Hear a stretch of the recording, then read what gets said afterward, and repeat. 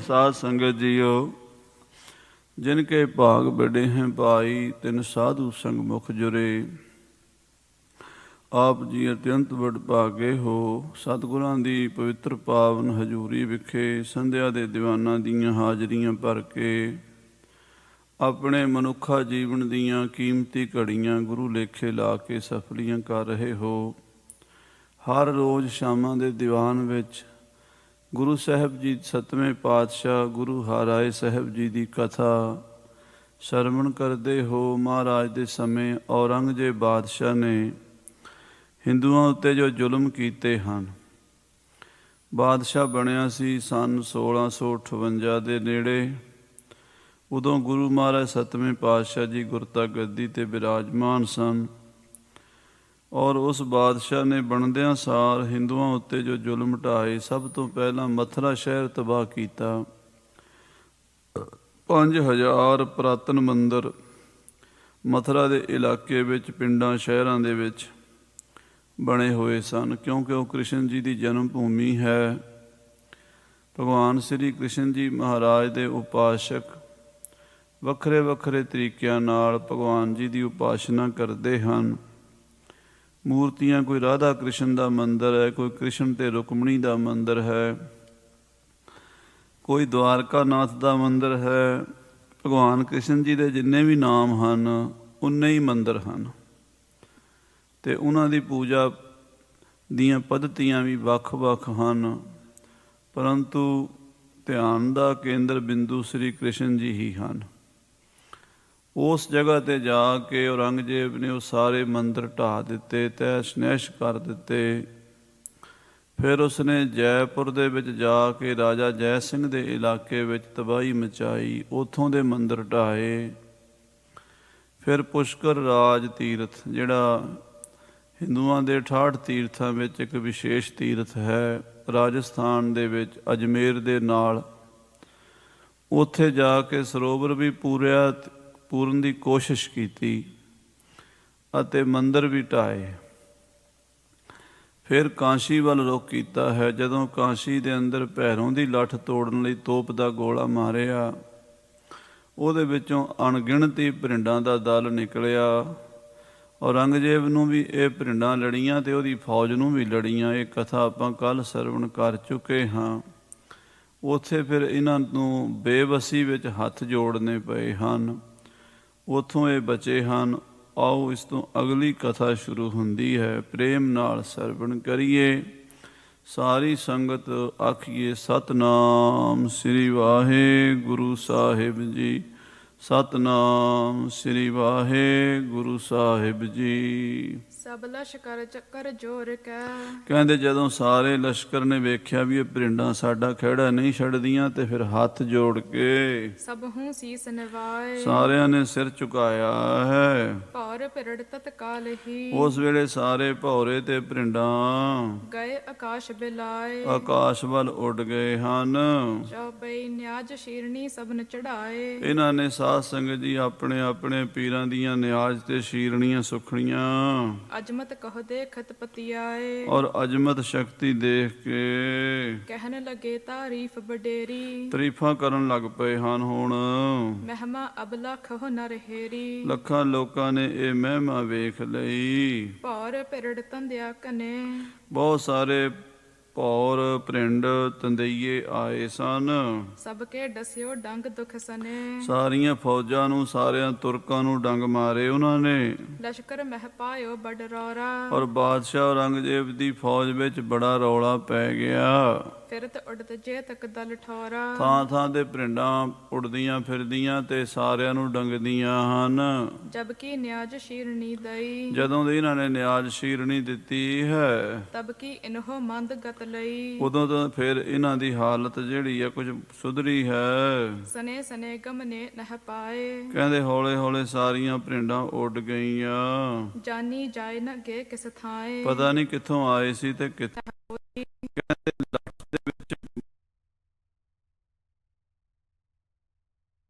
ਦੀ ਬਣੀ ਹੋਈ ਲੱਠ ਹੈ, ਪੈਰੋਂ ਦੀ ਲੱਠ, ਤੋਪ ਦੇ ਗੋਲੇ ਦੇ ਨਾਲ ਉਹਦੇ ਵਿੱਚੋਂ ਇਹ ਭਰਿੰਡਾਂ ਨਿਕਲੀਆਂ ਹਨ। ਹੈਰਾਨੀ ਇਸ ਗੱਲ ਦੀ ਆ ਵੀ ਪੱਥਰ ਦੇ ਵਿੱਚ ਭਰਿੰਡਾਂ ਦਾ ਕੋਈ ਖੋਰ ਵੀ ਨਹੀਂ ਬਣਿਆ ਹੋਇਆ। ਭਰਿੰਡਾਂ ਕਿਸੇ ਨਾ ਕਿਸੇ ਖੋੜ ਵਿੱਚ ਰਹਿੰਦੀਆਂ, ਕੋਈ ਨਾ ਕੋਈ ਟਿਕਾਣਾ ਹੋਵੇ, ਪਰ ਉੱਥੇ ਦਿਸਦਾ ਨਹੀਂ ਹੈ ਕੋਈ ਐਸਾ ਟਿਕਾਣਾ। ਮਨੋਹ ਕਿਨਹੁ ਇਨ ਥੈਲੀ ਖੋਲੀ, ਪਤਾ ਨਹੀਂ ਪਰ ਪਰੇ। ਇੱਕੋ ਵਾਰੀ ਇਹ ਬੰਦਿਆਂ ਦੇ ਉੱਤੇ, ਤੁਰਕਾਂ ਦੇ ਉੱਤੇ ਪੈ ਗਈਆਂ ਭਰਿੰਡਾਂ। ਮਨੋਹ ਤੀਰ ਕਿਨ ਛੋਰਨ ਕਰੇ, ਮਾਨੋ ਜਿਵੇਂ ਤੀਰ ਹੀ ਚੱਲੇ ਹੋਣ ਫੌਜ ਦੇ ਉੱਤੇ। ਇਤਿਆਦਿਕ ਅਨੇਕ ਕਹਿ ਬਾਤ, ਇਸ ਤਰ੍ਹਾਂ ਦੀਆਂ ਗੱਲਾਂ ਤੁਰਕ ਕਰਦੇ ਨੇ ਆਪਸ ਵਿੱਚ। ਲਠ ਕੀ ਅਜਮਤ ਭੀ ਬਖਿਆਤ, ਇਹ ਭੈਰੋਂ ਦੀ ਲੱਠ ਦੀ ਸ਼ਕਤੀ ਉੱਥੇ ਅੱਜ ਤੱਕ ਪ੍ਰਸਿੱਧ ਹੈ। ਕੀਨਸ ਕੂਚਨ ਰੰਗੇ ਡੇਰਾ, ਔਰੰਗਜ਼ੇਬ ਨੇ ਹੁਣ ਬਨਾਰਸ ਤੋਂ, ਕਾਸ਼ੀ ਤੋਂ ਚਾਲੇ ਪਾ ਦਿੱਤੇ ਹਨ। ਨਿਜ ਰਾਜਧਾਨੀ ਕੋ ਕਿਆ ਫੇਰਾ, ਆਪਣੀ ਰਾਜਧਾਨੀ ਦਿੱਲੀ ਵੱਲ ਫੇਰਾ ਪਾਇਆ ਹੈ। ਦੁਆ ਗੋਰੇ ਲਾਗੇ ਲਠ ਬੀਚ, ਉਸ ਲੱਠ 'ਚ 2 ਗੋਲੇ ਲੱਗੇ ਹਨ ਤੋਪ ਦੇ। ਰਹੇ ਚਿੰਨ ਪਿਖ ਊਚ ਰੋ ਨੀਚ, ਉੱਥੇ ਉਹਨਾਂ ਦੀਆਂ 2 ਗੋਲਿਆਂ ਦੀ ਨਿਸ਼ਾਨੀ ਅੱਜ ਤੱਕ ਦਿਖਾਈ ਦਿੰਦੀ ਹੈ, ਸਭ ਲੋਕ ਦੇਖਦੇ ਹਨ। ਚਰਨ ਕਾਲ ਪੁਨ ਪੀਛੇ ਰਹੀ, ਕਾਫੀ ਸਮਾਂ ਪਿੱਛੋਂ ਉਹ ਲੱਠ ਰਹੀ ਹੈ। ਖਾਂਡ ਪਰੇ ਦੁਆ ਸਭ ਹੂੰ ਲਹੀ, ਹੁਣ ਉਹਦੇ 2 ਟੋਟੇ ਪਏ ਦਿਸਦੇ ਹਨ। ਪੁਨਹ 1868, ਫਿਰ 1860 ਬਿਕਰਮੀ ਦੇ ਵਿੱਚ ਭਇਓ ਬਿਗਨ ਤਿਸ ਪੈਰ ਵਲਾਠ, ਉਸ ਭੈਰੋਂ ਦੀ ਲੱਠ ਉੱਤੇ ਕੋਈ ਵਿਘਨ ਪੈ ਗਿਆ।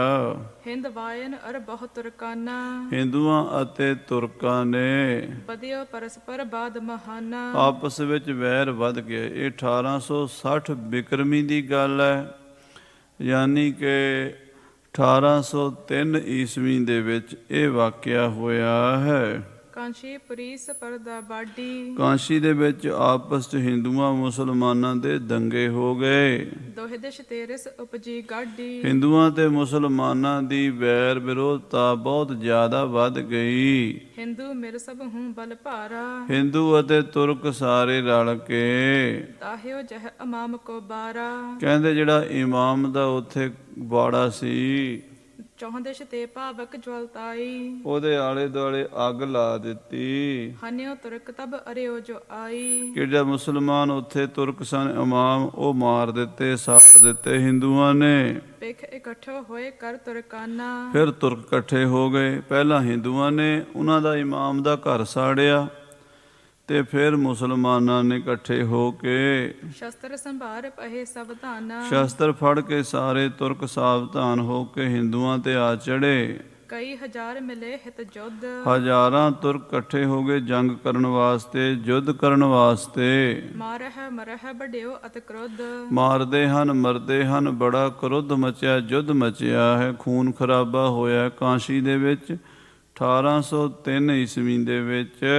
ਲੱਠ ਭੈਰਵ ਕੀ ਚੌਹਦਿਸ਼ ਘੇਰੀ, ਉਦੋਂ ਸਾਧ ਸੰਗਤ ਜੀ ਭੈਰੋਂ ਦੀ ਲੱਠ ਨੂੰ ਚਾਰੇ ਪਾਸਿਓਂ ਘੇਰਾ ਪਾ ਲਿਆ ਤੁਰਕਾਂ ਨੇ। ਭਏ ਸੁਚੇਤ ਤੁਰਕ ਤਿਸ ਬੇਰੀ, ਤੁਰਕ ਸਾਰੇ ਇਕੱਠੇ ਹੋ ਕੇ ਆ ਗਏ। ਈਂਦਨ ਬਹੁ ਸਕੇਲ ਕਰ ਲੀਨਸ, ਬਹੁਤ ਸਾਰਾ ਬਾਲਣ ਇਕੱਠਾ ਕਰਕੇ ਚੌਹਦਿਸ਼ ਲੱਠ ਕੇ ਸਭ ਧਰ ਦੀਨਸ। ਉਹਦੇ ਆਲੇ ਦੁਆਲੇ ਰੱਖ ਦਿੱਤਾ ਹੈ, ਲੈ ਕਰ ਅਗਨੀ ਦਈ ਜਲਾਏ, ਅੱਗ ਲਾ ਦਿੱਤੀ ਹੈ। ਇੱਕ ਹੈ ਬਾਰਦਾਰ ਸਮੁਦਾਏ, ਬਹੁਤ ਸਾਰੀ ਬਾਲਣ ਬਾਲ ਕੇ ਭਸਮ ਦਈ ਕਰ ਸਗਰੀ ਲਾਠ, ਉਹ ਲੱਠ ਉਹਨਾਂ ਨੇ ਭਸਮ ਕਰ ਦਿੱਤੀ, ਖਤਮ ਕਰ ਦਿੱਤੀ। ਜਹ ਕਹਤੇ ਬਹੁ ਪਾਇਓ ਕਾਠ, ਬਹੁਤ ਸਾਰਾ ਬਾਲਣ ਪਾ ਕੇ ਭਈ ਭਸਮ ਸਮ ਤਿਸ ਤੇ ਪਾਛੇ। ਉਸ ਤੋਂ ਬਾਅਦ ਇਹ ਭਸਮ ਵਰਗੀ ਹੋ ਗਈ, ਯਾਨੀ ਉਹ ਸੜ ਕੇ ਪੱਥਰ ਜਿਹੜਾ ਸੀਗਾ ਉਹ ਫਿਰ ਕੋਲਾ ਹੋ ਗਿਆ, ਜਿਵੇਂ ਪੱਥਰ ਨੂੰ ਸਾੜ ਕੇ ਕੋਲਾ ਬਣਾ ਦਿੰਦੇ ਹਨ। ਨੌਰੰਗ ਕਥਾ ਸੁਨ ਹੋ ਪੁਨ ਆਛੇ, ਸੋ ਇਸ ਤਰ੍ਹਾਂ ਸਾਧ ਸੰਗਤ ਜੀ ਉਹ ਲੱਠ ਦੀ ਸਮਾਪਤੀ ਹੋ ਗਈ ਸੀ। ਕਵੀਰਾਜ ਭਾਈ ਸੰਤੋਖ ਸਿੰਘ ਜੀ ਉਦੋਂ ਜਵਾਨੀ ਦੀ ਉਮਰ ਵਿੱਚ ਸਨ, ਉਹਨਾਂ ਨੇ ਇਹ ਵਾਕਿਆ ਸੁਣਿਆ ਹੋਇਆ ਉਸ ਵੇਲੇ ਦਾ ਲਿਖਿਆ ਹੈ। ਹੁਣ ਔਰੰਗਜ਼ੇਬ ਦੀ ਕਥਾ ਸੁਣੋ। ਦਿੱਲੀ ਬਿਖੈਸੋ ਆਏ ਪਰਵੇਸ਼ਾ, ਬਨਾਰਸ ਤੋਂ ਹੀ ਵਾਪਸ ਦਿੱਲੀ ਆ ਗਿਆ ਔਰੰਗਜ਼ੇਬ।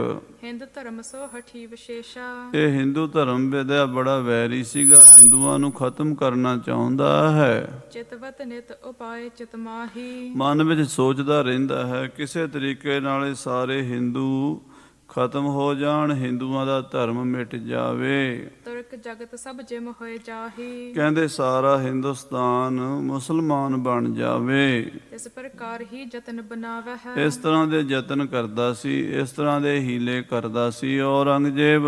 ਦੇਸ਼ ਵਿਦੇਸ਼ਨ ਹੁਕਮ ਪਠਾਵੈ ਹੈ। ਦੇਸ਼ਾਂ ਵਿਦੇਸ਼ਾਂ ਵਿੱਚ ਹੁਕਮ ਭੇਜਦਾ ਸੀ, ਸਾਰੇ ਸੂਬਿਆਂ ਵਿੱਚ, ਜਿਵੇਂ ਜੰਮੂ ਕਸ਼ਮੀਰ ਵਾਲੇ ਪਾਸੇ ਪੰਡਤਾਂ ਨੂੰ ਹੁਕਮ ਭੇਜਿਆ, ਇਸੇ ਤਰ੍ਹਾਂ ਬਾਕੀ ਪੰਜਾਬ, ਬੰਗਾਲ, ਦੱਖਣ, ਸਾਰੇ ਪਾਸੇ ਜਿੱਥੇ ਹਿੰਦੂਆਂ ਦੇ ਗੜ੍ਹ ਹਨ, ਜਿੱਥੇ ਹਿੰਦੂਆਂ ਦੀਆਂ ਯੂਨੀਵਰਸਿਟੀਆਂ ਹਨ, ਸਕੂਲ ਹਨ, ਵਿਦਿਆਲੇ ਹਨ, ਬੜੇ ਬੜੇ ਵਿਦਵਾਨ ਪੰਡਤ ਰਹਿੰਦੇ ਹਨ, ਜਾਂ ਹਿੰਦੂਆਂ ਦੇ ਤੀਰਥ ਹਨ, ਹਿੰਦੂਆਂ ਦੇ ਮੰਦਰ ਹਨ।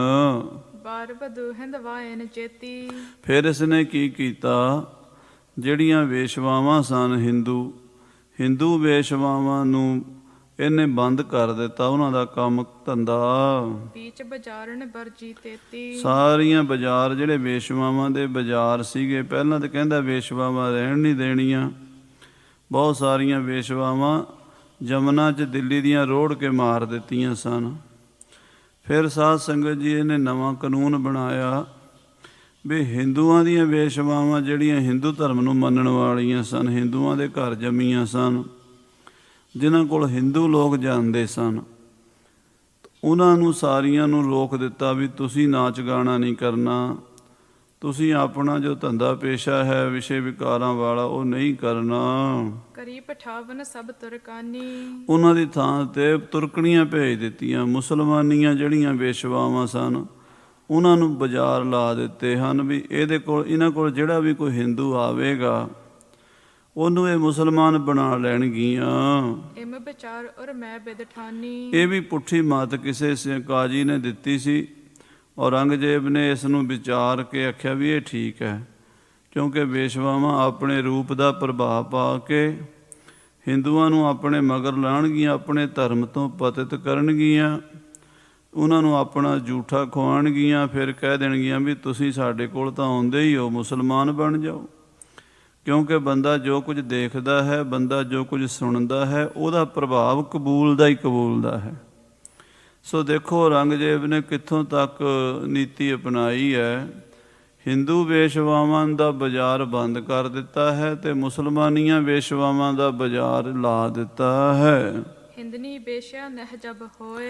ਕਹਿਣ ਲੱਗਾ ਜਦੋਂ ਹਿੰਦੂਆਣੀਆਂ ਵੇਸ਼ਵਾਵਾਂ ਨਹੀਂ ਰਹਿਣਗੀਆਂ, ਰਮਹਿ ਤੁਰਕਨੀ ਹਿੰਦੂ ਜੋਏ। ਜਿਹੜੇ ਹਿੰਦੂ ਨੇ ਉਹ ਤੁਰਕਣੀਆਂ ਕੋਲ ਆਉਣਗੇ, ਤੁਰਕਣੀਆਂ ਦਾ ਸੰਗ ਸਾਥ ਕਰਨਗੇ, ਤਤਛਨ ਆਪਣੋ ਧਰਮ ਨਸਾਵੈ। ਆਪਣਾ ਧਰਮ ਉਦੋਂ ਨਸ਼ਟ ਹੋ ਜਾਏਗਾ। ਸਾਧ ਸੰਗਤ ਜੀ ਪਹਿਲਾਂ ਇਦਾਂ ਮੰਨਦੇ ਸਨ ਵੀ ਤੁਰਕਾਂ ਦੇ ਹੱਥ ਦਾ ਪਾਣੀ ਪੀ ਕੇ ਵੀ ਕਹਿੰਦੇ ਧਰਮ ਨਸ਼ਟ ਹੋ ਜਾਂਦਾ ਹੈ। ਤੇ ਖਾਸ ਕਰਕੇ ਖਾਲਸੇ ਨੂੰ ਜਦੋਂ ਰਹਿਤ ਦੱਸੀ ਦਸਵੇਂ ਪਾਤਸ਼ਾਹ ਜੀ ਨੇ, 4 ਕੁਰੈਤਾਂ ਵਿੱਚ ਬੱਜਰ ਕੁਰੈਤਾਂ 'ਚ ਤੁਰਕਣੀ ਦਾ ਸੰਗ ਵਿਸ਼ੇਸ਼ ਕਰਕੇ ਬੱਜਰ ਕੁਰੈਤ ਮੰਨੀ ਹੈ।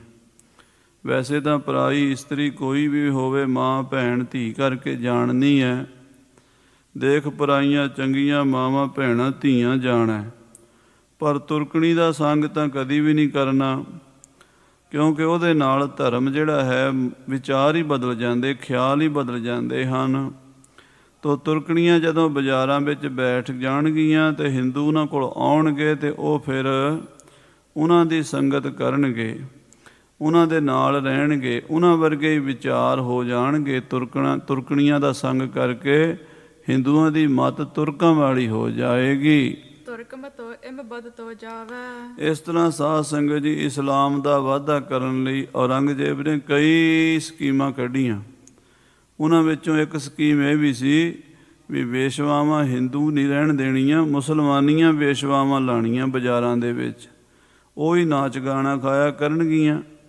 ਉਹਨਾਂ ਦੇ ਕੋਠੇ 'ਤੇ ਜਦੋਂ ਹਿੰਦੂ ਨਾਚ ਗਾਣਾ ਵੇਖਣ ਆਉਂਦੇ ਹਨ, ਉਹਨਾਂ ਕੋਲ ਬੈਠਦੇ ਹਨ, ਉਹਨਾਂ ਦਾ ਸੰਗ ਸਾਥ ਕਰਦੇ ਹਨ, ਅੱਧੇ ਤਾਂ ਉਦੋਂ ਹੀ ਮੁਸਲਮਾਨ ਬਣ ਜਾਂਦੇ ਆ। ਅਤੇ ਫਿਰ ਉਹਨਾਂ ਨੂੰ ਇਹ ਵੀ ਵੇਸ਼ਵਾਵਾਂ ਨੂੰ ਕਿਹਾ ਹੋਇਆ ਸੀ ਵੀ ਇਹਨਾਂ ਨੂੰ ਹੌਲੇ ਹੌਲੇ ਕਹਿੰਦੇ ਰਹਿਣਾ ਵੀ ਤੁਸੀਂ ਮੁਸਲਮਾਨ ਬਣ ਜਾਓ, ਅਤੇ ਆਪੇ ਹੀ ਇਹ ਮੁਸਲਮਾਨ ਬਣ ਜਾਣਗੇ। ਕਾਮ ਕੇਲ ਕਰ ਬੇਤੇ ਪਾਛੇ। ਕਹਿੰਦੇ ਜਦੋਂ ਉਹਨਾਂ ਵੇਸ਼ਵਾਵਾਂ ਦੇ ਕੋਠਿਆਂ 'ਤੇ ਹਿੰਦੂ ਜਾਣ ਲੱਗ ਪਏ, ਪੁਨ ਕੈਸੇ ਹਿੰਦੂ ਰਹਿ ਆਛੇ। ਉਹ ਫਿਰ ਕਦੋਂ ਹਿੰਦੂ ਰਹਿਣਗੇ, ਭਾਵ ਉਹਨਾਂ ਦਾ ਜੂਠਾ ਖਾ ਲੈਣਗੇ। ਤੁਰਕਾਂ ਦਾ ਮਾਸ ਖਾ ਲੈਣਾ, ਗਊ ਦਾ ਮਾਸ ਖਾ ਲੈਣਾ। ਅੱਜ ਕੱਲ੍ਹ ਤੇ ਸਾਡੇ ਕਈ ਸਿੱਖ ਵੀ ਕਹਿੰਦੇ ਆ ਵੀ ਗਊ ਦਾ ਮਾਸ ਖਾਣਾ ਸਾਨੂੰ ਕੋਈ ਮਨਾ ਨਹੀਂ ਹੈ। ਪਰ ਸਾਧ ਸੰਗਤ ਜੀ, ਭਾਈ ਗੁਰਦਾਸ ਜੀ ਦੀ ਬਾਣੀ ਪੜ੍ਹ ਲਓ। ਭਾਈ ਗੁਰਦਾਸ ਜੀ ਲਿਖਦੇ ਨੇ, ਮਾਰਨ ਗਊ ਗਰੀਬ ਨੂੰ ਧਰਤੀ ਉੱਪਰ ਪਾਪ ਬਿਥਾਰਾ। ਜਿੱਥੇ ਗਰੀਬ ਨੂੰ ਮਾਰਨਾ ਪਾਪ ਹੈ, ਉੱਥੇ ਗਊ ਨੂੰ ਮਾਰਨਾ ਵੀ ਪਾਪ ਲਿਖਿਆ। ਭਾਈ ਸਾਹਿਬ ਭਾਈ ਗੁਰਦਾਸ ਜੀ ਦੀ ਬਾਣੀ 'ਚ ਪੜ੍ਹੋ। ਫਿਰ ਭਾਈ ਗੁਰਦਾਸ ਜੀ ਦੀ ਬਾਣੀ ਤੋਂ ਇਲਾਵਾ ਸ੍ਰੀ ਗੁਰੂ ਅਮਰਦਾਸ ਸਾਹਿਬ ਜੀ ਨੇ ਜਿਹੜੇ 4 ਵੱਡੇ ਪਾਪ ਲਿਖੇ ਨੇ, ਉਹਦੇ ਵਿੱਚ ਬ੍ਰਾਹਮਣ ਕੈਲੀ ਘਾਤ ਕੰਜਕਾਂ ਅਣਚਾਰੀ ਕਾ ਧਾਨ। ਕੈਲੀ ਗਊ ਨੂੰ ਹੀ ਕਹਿੰਦੇ ਹੈ, ਅਤੇ ਉਹ ਗਊ ਦਾ ਮਾਰਨਾ ਵੀ ਵੱਜਰ ਪਾਪ ਮੰਨਿਆ ਹੈ ਗੁਰਬਾਣੀ ਦੇ ਵਿੱਚ। ਪਰ ਜਿਹੜੇ ਕਹਿੰਦੇ ਆ ਸਾਨੂੰ ਖਾਣ ਦਾ ਕੋਈ ਹਰਜ ਨਹੀਂ, ਮਹਾਰਾਜ ਨੇ ਤੇ ਖਾਲਸੇ ਨੂੰ 4 ਵੱਜਰ ਕੁਰੈਤਾਂ ਲਿਖੀਆਂ ਵੀ ਨਹੀਂ ਕਰਨੀਆਂ। ਚੌਥੀ ਵੱਜਰ ਕੁਰੈਤ ਕੁੱਠੇ ਦਾ ਮਾਸ ਹੈ, ਜਿਹੜਾ ਮੁਸਲਮਾਨ ਹਲਾਲੀ ਦਾ ਮਾਸ ਬਣਾਉਂਦੇ ਨੇ। ਕਲਮਾ ਪੜ੍ਹ ਕੇ ਹੌਲੇ ਹੌਲੇ ਕਿਸੇ ਜੀਵ ਦੀ ਗਰਦਨ 'ਤੇ ਛੁਰੀ ਚਲਾਉਂਦੇ ਨੇ, ਗਊ ਨੂੰ ਮਾਰਦੇ ਨੇ। ਉਹ ਖਾਲਸੇ ਲਈ ਬੜਾ ਵੱਡਾ ਪਾਪ ਹੈ। ਪਰ ਸਾਡੇ ਅੱਜ ਕੱਲ੍ਹ ਇਹੀ ਸੋਚਦੇ ਆ ਵੀ ਜਿਹੜਾ ਕੰਮ ਹਿੰਦੂ ਕਰਨਗੇ ਅਸੀਂ ਉਹ ਨਹੀਂ ਕਰਨਾ, ਜਿਹੜਾ ਹਿੰਦੂ ਨਹੀਂ ਕਰਦੇ ਅਸੀਂ ਕਰਨਾ ਹੈ। ਇਸ ਸੋਚ ਨੇ ਖਾਲਸਾ ਜੀ ਗੁਰਬਾਣੀ ਤੋਂ ਸਾਨੂੰ ਬੇਮੁਖ ਕਰ ਦਿੱਤਾ ਹੈ। ਹੌਲੇ ਹੌਲੇ ਸਾਡੇ ਅੰਦਰ ਨਾਸਤਿਕਤਾ ਫੈਲ ਰਹੀ ਹੈ। ਤੋ ਉਹ ਤੁਰਕਣੀਆਂ ਬਾਜ਼ਾਰ ਦੇ ਵਿੱਚ ਲਾ ਦਿੱਤੀਆਂ ਔਰੰਗਜ਼ੇਬ ਨੇ। ਜਦੋਂ ਹਿੰਦੂ ਇਹਨਾਂ ਕੋਲ ਆਉਣਗੇ, ਗਊ ਦਾ ਮਾਸ ਵੀ ਖਾ ਲੈਣਗੇ, ਕਾਮ ਵਾਸ਼ਨਾ ਦੇ ਅਧੀਨ ਹੋ ਕੇ ਤੁਰਕਣੀਆਂ ਦਾ ਸੰਗ ਕਰਨਗੇ। ਅੱਧੇ ਮੁਸਲਮਾਨ ਤਾਂ ਗੱਲਾਂ ਬਾਤਾਂ ਨਾਲ ਹੀ ਬਣ ਜਾਣਗੇ। ਰਹਿੰਦੇ ਖਹਿੰਦੇ ਫਿਰ ਅਸੀਂ ਉਹਨਾਂ ਨੂੰ ਕਲਮਾ ਪੜ੍ਹਾ ਦਿਆਂਗੇ ਵੀ ਹੁਣ ਤੁਸੀਂ ਮੁਸਲਮਾਨਾਂ ਦਾ ਜੂਠਾ ਖਾ ਲਿਆ, ਗਊ ਦਾ ਮਾਸ ਖਾ ਲਿਆ, ਆ ਜਾਓ ਹੁਣ ਮੁਸਲਮਾਨ ਹੀ ਬਣ ਜਾਓ। ਕਿਉਂਕਿ ਕਿਸੇ ਵੀ ਧਰਮ ਦੀ 6 ਚੀਜ਼ਾਂ ਹੁੰਦੀਆਂ ਵੱਖਰੀਆਂ: ਆਸ਼ਾ, ਇਸ਼ਟ, ਉਪਾਸਨਾ, ਖਾਨ ਪਾਨ, ਪਹਿਰਾਨ। ਆਸ਼ਾ, ਇਸ਼ਟ, ਉਪਾਸਨਾ, ਖਾਣਾ ਪੀਣਾ ਅਤੇ ਪਹਿਨਣਾ। ਇਹ 6 ਚੀਜ਼ਾਂ ਜਦੋਂ ਰਲ ਜਾਂਦੀਆਂ ਨੇ ਫਿਰ ਧਰਮ ਰਲ ਮਿਲ ਜਾਂਦਾ ਹੈ, ਸ਼ੰਕਰ ਵਰਨ ਹੋ ਜਾਂਦਾ ਹੈ। ਸਤਿਗੁਰੂ ਜੀ ਨੇ ਖਾਲਸੇ ਨੂੰ ਖਾਣਾ ਵੀ ਵੱਖਰਾ ਬਣਾਇਆ, ਖਾਲਸੇ ਦਾ ਪਹਿਰਨਾ ਵੀ ਵੱਖਰਾ ਬਣਾਇਆ, ਖਾਲਸੇ ਦਾ ਆਸ਼ਾ ਇਸ਼ਟ ਉਪਾਸਨਾ ਵੀ ਵੱਖਰਾ, ਸਾਰਿਆਂ ਤੋਂ ਨਿਆਰਾ ਬਣਾਇਆ। ਪਰ ਕਿਸੇ ਦਾ ਵੈਰੀ ਨਹੀਂ ਖਾਲਸਾ। ਅੱਜ ਆਪਾਂ ਸਾਰਾ ਕੁਝ ਹੀ ਖਾਲਸੇ ਦੀ ਪਛਾਣ ਉਹ ਵੀ ਗਈ ਸਾਡੇ ਕੋਲੋਂ। ਸਾਡੇ ਬੱਚੇ ਹੁਣ ਕੇਸ ਰੱਖ ਕੇ ਰਾਜੀ ਨਹੀਂ ਹਨ, ਅਤੇ ਖਾਣਾ ਵੀ ਤੁਰਕਾਂ ਵਾਲਾ ਵੀ ਖਾ ਲੈਂਦੇ, ਮੁਸਲਮਾਨਾਂ ਹਿੰਦੂਆਂ ਵਾਲਾ ਸਾਰਾ ਹੀ ਖਾਈ ਜਾਂਦੇ, ਤੰਬਾਕੂ ਵੀ ਖਾਈ ਜਾਂਦੇ ਆ ਅਤੇ ਗਊ ਦਾ ਮਾਸ ਵੀ ਖਾਈ ਜਾਂਦੇ ਆ। ਖਾਲਸਾ ਜੀ, ਇਹਦੇ ਨਾਲ ਫਿਰ ਆਉਣ ਵਾਲੀਆਂ ਪੀੜ੍ਹੀਆਂ ਤੋਂ ਕੀ ਉਮੀਦ ਰੱਖਦੇ ਹੋ ਵੀ ਇਹ ਸਿੱਖ ਬਣਨਗੇ? ਕਦੀ ਵੀ ਨਹੀਂ। ਕਹਿਣ ਮਾਤਰ ਸਿੱਖ ਹਨ, ਭਾਵੇਂ ਕੋਈ ਗੁੱਸਾ ਕਰੇ ਭਾਵੇਂ ਗਿਲਾ ਕਰੇ, ਅਸੀਂ ਤਾਂ ਕਹਿਣਾ ਹੈ। ਗੁਰੂ ਖਾਲਸੇ ਨੂੰ ਇਹ ਚੀਜ਼ਾਂ ਮਨ੍ਹਾ ਹਨ। ਸੱਚੇ ਪਾਤਸ਼ਾਹ ਮਹਾਰਾਜ ਗੁਰੂ ਗੋਬਿੰਦ ਸਿੰਘ ਸਾਹਿਬ ਜੀ ਨੇ ਜਿਹੜੀ ਰਹਿਤਾਂ ਦੱਸੀਆਂ ਨੇ, ਕੁਰੈਤਾਂ ਦੱਸੀਆਂ ਨੇ, ਉਹ ਸਾਨੂੰ ਸਮਝਣੀਆਂ ਚਾਹੀਦੀਆਂ। ਸੋ ਇਸ ਪ੍ਰਕਾਰ ਦੇ ਨਾਲ ਕਹਿੰਦੇ ਆ ਵੀ ਔਰੰਗਜ਼ੇਬ ਨੇ ਵੇਸ਼ਵਾਵਾਂ ਨੂੰ ਜਿਹੜੀਆਂ ਮੁਸਲਮਾਨੀਆਂ ਸੀ ਬਾਜ਼ਾਰਾਂ ਵਿੱਚ ਬਿਠਾ ਦਿੱਤਾ ਵੀ ਜਦੋਂ ਹਿੰਦੂ ਤੁਹਾਡੇ ਕੋਠੇ 'ਤੇ ਨਾਚ ਗਾਣਾ ਸੁਣਨ ਆਉਂਦੇ ਨੇ, ਇਹਨਾਂ ਨੂੰ ਤੁਸੀਂ ਗਊ ਦਾ ਮਾਸ ਖਾਣ ਦੀ ਪ੍ਰੇਰਣਾ ਦਿਓ। ਰਜਕ ਗੁਜਰੇ ਪਾਣੀ ਹਾਰ। ਹਾਂਜੀ, ਤਾਂ ਕਹਿੰਦੇ ਉਹਨਾਂ ਦੇ ਕੁੱਜੇ ਵੀ ਪਾਣੀ ਦੇ ਜਿਹੜੇ ਹੁੰਦੇ ਆ ਮਿੱਟੀ ਦੇ, ਉਹ ਵੀ ਮੁਸਲਮਾਨਾਂ ਦੇ, ਉਹਨਾਂ ਦੇ ਪਾਣੀ ਪੀਣ ਕਰਕੇ, ਉਹਨਾਂ ਦਾ ਖਾਣਾ ਖਾਣ ਕਰਕੇ ਸਗਰੇ ਤੁਰਕ ਕਰੇ ਤਿਸ ਬਾਰ। ਕਹਿੰਦੇ ਜਿਹੜੇ ਕੱਪੜੇ ਧੋਣ ਵਾਲੇ ਉਹ ਵੀ ਮੁਸਲਮਾਨ ਲਾਤੇ ਵੀ ਜਦੋਂ ਕੱਪੜੇ ਧੋਣਗੇ, ਉਹਨਾਂ ਕੋਲ ਕੱਪੜੇ ਧੋਣ ਜਾਓਗੇ, ਉਹ ਆਪਣੇ ਢੰਗ ਨਾਲ ਧੋਣਗੇ। ਸਾਰੇ ਬਾਜ਼ਾਰਾਂ ਵਿੱਚ, ਕਾਰੋਬਾਰਾਂ 'ਤੇ, ਬਿਜ਼ਨਸ ਵਿੱਚ ਮੁਸਲਮਾਨਾਂ ਨੂੰ ਵਾਧਾ ਦਿੱਤਾ ਅਤੇ ਹਿੰਦੂਆਂ 'ਤੇ ਪਾਬੰਦੀ ਲਾ ਦਿੱਤੀ। ਇਤਿਆਦਿਕ ਕ੍ਰਿਤ ਠਨ ਹੈ ਜਈ। ਇਸ ਪ੍ਰਕਾਰ ਜਿਹੜੇ ਲੋਕ ਕੰਮ ਕਰਦੇ, ਹਿੰਦੂ ਕਰੇ ਹਟਾਵਨ ਸਈ, ਉਹਨਾਂ ਕੰਮਾਂ ਤੋਂ ਹਿੰਦੂ ਨੂੰ ਹਟਾਤਾ। ਧੋਬੀਆਂ ਤੱਕ ਵੀ ਮੁਸਲਮਾਨ ਲਾ ਦਿੱਤੇ। ਅਤੇ ਜਿਹੜੇ ਸਾਧ ਸੰਗਤ ਜੀ ਕਰੂੰਜੜੇ ਸਬਜ਼ੀਆਂ ਵੇਚਣ ਵਾਲੇ, ਉਹ ਵੀ ਜ਼ਿਆਦਾਤਰ ਮੁਸਲਮਾਨ ਸਬਜ਼ੀਆਂ ਵੇਚਦੇ ਹਨ। ਦੁਕਾਨਦਾਰ ਵੀ ਮੁਸਲਮਾਨ ਸਾਰੇ, ਕੱਪੜਾ ਵੇਚਣ ਵਾਲੇ ਵੀ, ਧੋਬੀ ਮੰਡੀ ਵੀ, ਸਾਰੇ ਹੀ। ਉਹਦੇ ਕਰਕੇ ਫਿਰ ਮੁਸਲਮਾਨਾਂ ਦਾ ਜਿੱਥੇ ਦੇਖਣਾ ਉੱਥੇ ਹੀ ਅੱਲਾਹੂ ਅਕਬਰ ਕਰ ਦੇਣਾ, ਅਤੇ ਲੋਕਾਂ ਦੇ ਕੰਨਾਂ ਵਿੱਚ ਵੀ ਆਵਾਜ਼ ਜਿਹੜੀ ਹੈ ਉਹ ਮੁਸਲਮਾਨੀ ਮੱਤ ਦੀ ਪੈਂਦੀ ਹੈ। ਸਗਲੇ ਥਲ ਮਹਿ ਤੁਰਕ ਬਿਠਾਏ। ਥਾਂ ਥਾਂ 'ਤੇ ਤੁਰਕ ਬੈਠ ਗਏ ਹਨ, ਮੂੰਹ ਦੇ ਵਿੱਚ ਪਾਨ ਪਾ ਕੇ ਥੁੱਕੀ ਜਾਂਦੇ ਹਨ। ਨਾਲੇ ਆਓ ਮੀਆਂ ਕਰੀ ਜਾਂਦੇ ਹਨ।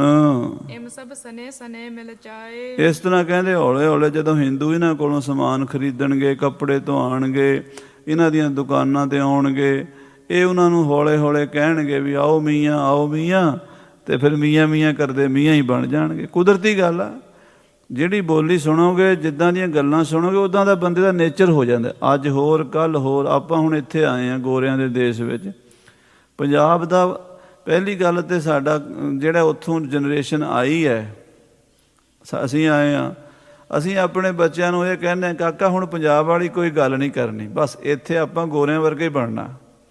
ਅਤੇ ਬੱਚੇ ਅੱਗੇ ਹੀ ਵਿਚਾਰੇ ਉਹ ਤਾਂ ਮੋਮ ਦੀ ਨੱਕ ਹੁੰਦੇ, ਜਿੱਧਰ ਮਰਜ਼ੀ ਮੋੜ ਲਓ। ਹੁਣ ਆਪਾਂ ਦੇਖਦੇ ਹਾਂ ਵੀ ਗੁਰਦੁਆਰੇ 'ਚ 20 ਸਾਲ ਤੋਂ 25 ਸਾਲ ਤੋਂ ਘੱਟ ਦਾ ਬੱਚਾ ਐਤਵਾਰ ਕੋਈ 10% ਆਉਂਦੇ ਆ, 90% ਦੇ ਬੁੱਢੇ ਹੀ ਆਉਂਦੇ ਹੈ। ਬੱਚਿਆਂ ਨੂੰ ਕਹਿੰਦੇ ਗੁਰਦੁਆਰੇ ਚੱਲੋ, ਉਹ ਨਹੀਂ ਆਉਂਦੇ। ਕਿਉਂ? ਮਾਂ ਬਾਪ ਨੇ ਪ੍ਰੇਰਣਾ ਹੀ ਨਹੀਂ ਦਿੱਤੀ, ਉਹਨਾਂ ਨੂੰ ਦੱਸਿਆ ਹੀ ਨਹੀਂ ਉਹਦੇ ਬਾਰੇ। ਜੇ ਕਦੀ ਜਦੋਂ ਬੱਚਾ ਹੋ ਜਾਏ ਜਵਾਨ, ਉਹਨੂੰ ਕਹੀਏ, ਫਿਰ ਉਹ ਕਿੱਥੇ ਮੰਨੇਗਾ। ਜੇ 2-2.5 ਸਾਲ ਦੇ ਬੱਚੇ ਨੂੰ ਸਿਖਾਇਆ ਜਾਵੇ ਵੀ ਬੇਟਾ ਗੁਰੂ ਘਰ ਜਾਣਾ, ਮੱਥਾ ਟੇਕਣਾ, ਵੱਡਿਆਂ ਦਾ ਸਤਿਕਾਰ ਕਰਨਾ, ਇਹ ਤੇਰੀ ਮਾਸੀ ਹੈ, ਤੇਰੀ ਮਾਮੀ ਹੈ, ਇਹਦੇ ਪੈਰੀਂ ਹੱਥ ਲਾ, ਇਹ ਤੇਰਾ ਚਾਚਾ ਹੈ, ਤਾਇਆ, ਉਹ ਤਾਂ ਕੋਈ ਦੱਸਣੀ ਨਹੀਂ ਗੱਲ।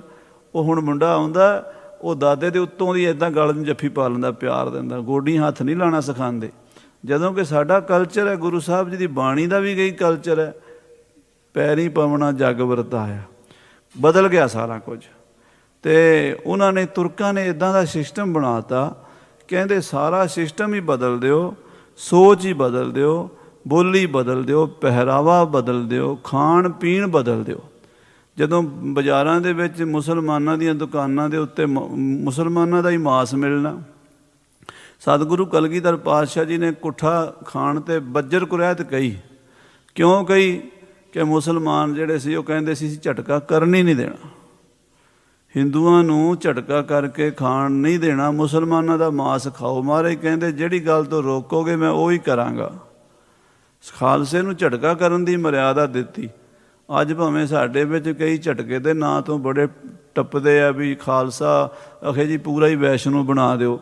ਖਾਲਸਾ ਵੈਸ਼ਨੂੰ ਨਹੀਂ ਹੈ, ਖਾਲਸਾ ਝਟਕਾ ਕਰਕੇ ਛਕਦਾ ਸੀਗਾ। ਠੀਕ ਹੈ ਵੀ ਕੋਈ ਸਾਧੂ ਬਿਰਤੀ ਵਾਲਾ ਨਾ ਛਕੇ, ਨਾਮ ਜਪਦਾ, ਉਹ ਨਾ ਛਕੇ, ਉਹਨੂੰ ਮਨਾ ਨਹੀਂ, ਉਹਨੂੰ ਮਜਬੂਰ ਨਹੀਂ ਕਰਨਾ।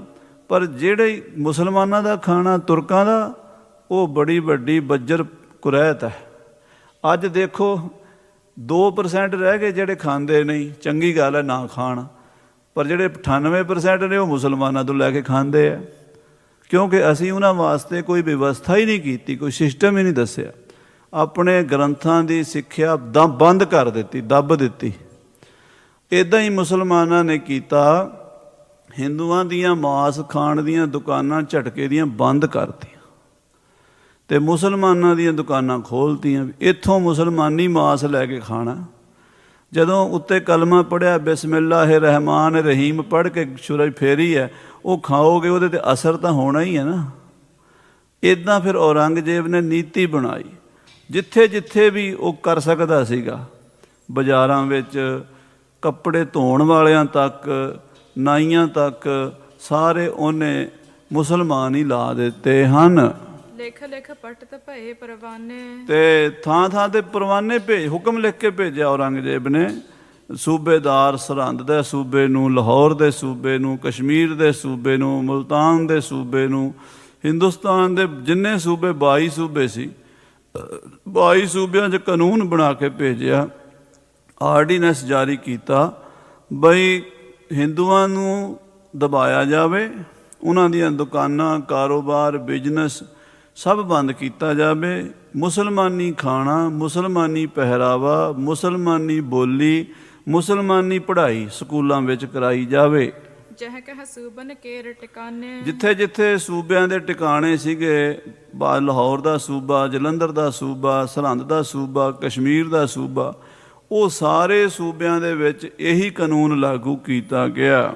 ਪੁਰੀ ਸਰਹੰਦ ਲਾਹੌਰ ਪਠਾਏ। ਔਰ ਸਰਹੰਦ ਤੇ ਲਾਹੌਰ ਦੇ ਸੂਬਿਆਂ ਕੋਲ ਖਾਸ ਹੁਕਮ ਆਇਆ ਵੀ ਪੰਜਾਬ ਦੇ ਵਿੱਚ ਜਿੰਨੇ ਹਿੰਦੂ ਨੇ ਇਹਨਾਂ ਨੂੰ ਪੂਰੀ ਤਰ੍ਹਾਂ ਤੰਗ ਕਰੋ, ਇਹਨਾਂ ਦਾ ਪਹਿਰਾਵਾ ਵੀ ਮੁਸਲਮਾਨਾਂ ਵਾਲਾ ਕਰਾਓ, ਇਹਨਾਂ ਦਾ ਖਾਣਾ ਵੀ ਮੁਸਲਮਾਨਾਂ ਵਾਲਾ ਕਰਾਓ।